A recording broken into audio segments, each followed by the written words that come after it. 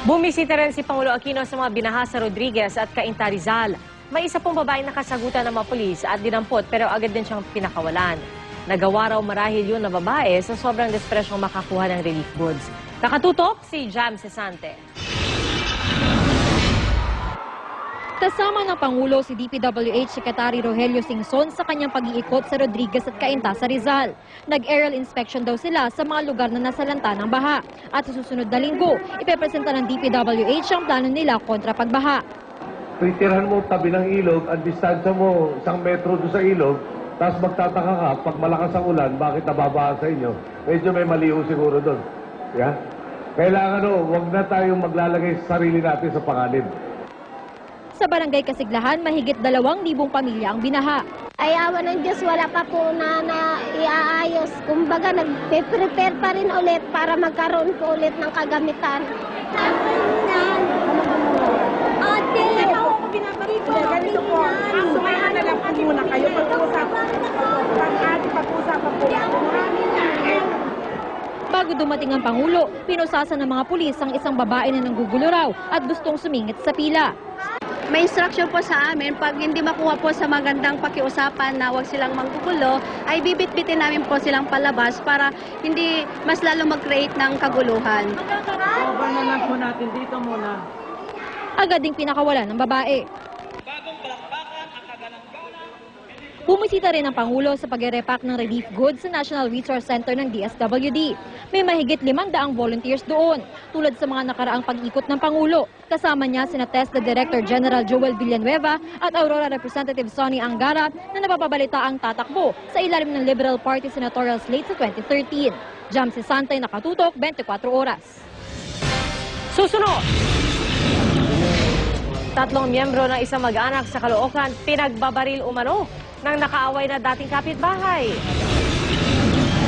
Kaso ng nagkaka-leptospirosis, inaasahang dadami pa. At sa paparating na laban ni pambansang kamao Manny Pacquiao, sino kaya ang kanyang makakaharap? Aligtasan mo sa Alerto 24.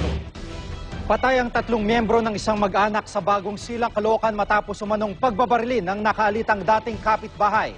Si Steve Delisa, Naka-Alerto 24.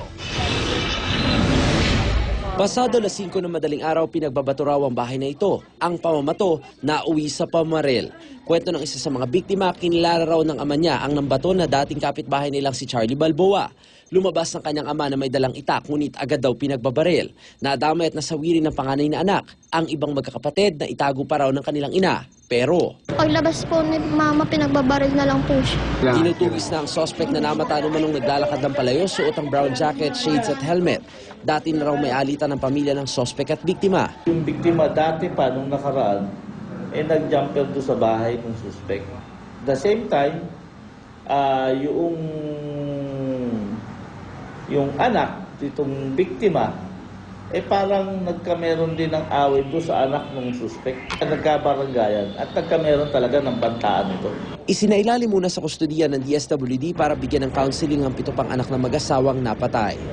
Steve Delisa, Naka-Alerto 24. Dahil sa mga naging pagbaha, pinangangambahang darami ang mga nagkaka-leptospirosis.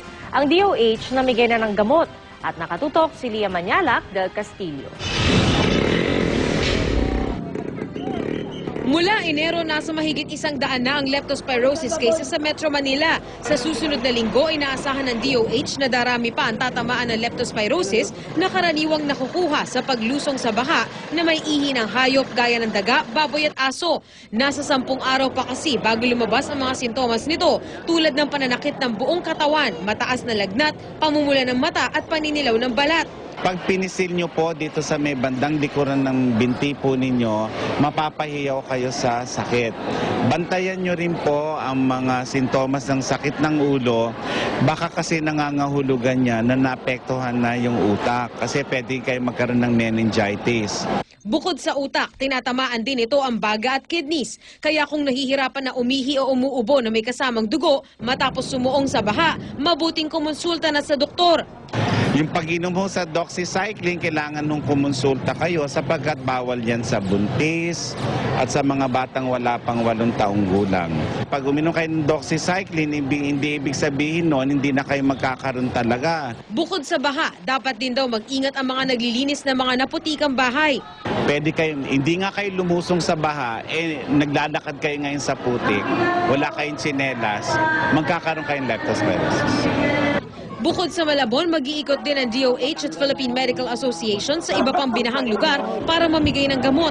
Marami na rin ang nagkakaalipunga, kaya kahit mataas pa ang baha sa lugar, hindi nila ito alintana, makahingi lang ng gamot. Nilalagnat po ubong sipon. Dadaling ko nga sa may simbahan dahil may doon. May alas 10, may libreng gamutan. Gamot po para sa asma, tsaka sa ubo, tsaka x-ray po sa baga. Maraming pong salamat sa inyo. Lia Manyalak del Castillo, nakatuto, 24 oras. Bukod po sa mga di pangkaraniwang dami ng ulan, basura ang isa sa mga pangunahing sanhi ng baha. At kung hindi raw magsisinop ang bawat isa, paulit-ulit lang ang sitwasyon. Nakatutok si Victoria Tulad. Disiplina. Ito raw ang kulang sa mga Pinoy kaya sangkaterbang basura ang naglutangan sa Kamaynilaan kasunod ng malakas na pag-uulan. Sa Arten sa Tondo, nakasanayan na raw ng mga residente ang magtapon sa ilog. Wala ba ibang tapunan? Ito talaga. Pati diretso na. Nakita nyo naman po doon sa bungad, kakalat din yung basura. Kaya dito na lang po. Hindi rin daw uso sa kanila ang segregation. Pero ayon sa MMDA, obligasyon ng lahat na panatilihin ang kalinisan. Ang nagre-require nun, batas. Solid Waste Management Act. Sa lahat na naikot ko. Pero, dalawa lang ata yung medyo maluwag. Bukod sa ilog at estero, kabi-kabila rin ang kalat sa mga kalsada. Para hindi na bumaha, medyo disiplinahan nila yung sarili nila. Trabaho dapat ng mga households yun na sila yung hindi lang mag-segregate, mag-recycle at mag-reuse. Ayon sa MMDA, hindi malayong lumala ang problema sa basura kung walang disiplina. Gaya sa tulay na ito sa Santa Mesa, Maynila, na halos kalahati ang sinakop ng kalat. Victoria Tulad, nakatutok, 24 oras. Susunod, pambansang kamao, Manny Pacquiao. Kailan at sino kayang susunod na kalaban? Exclusive po yan. At ang kwento ng kabayanihan ng mga nagligtas ng kababayang hinagupit ng habagat, tutukan po dito sa 24 oras.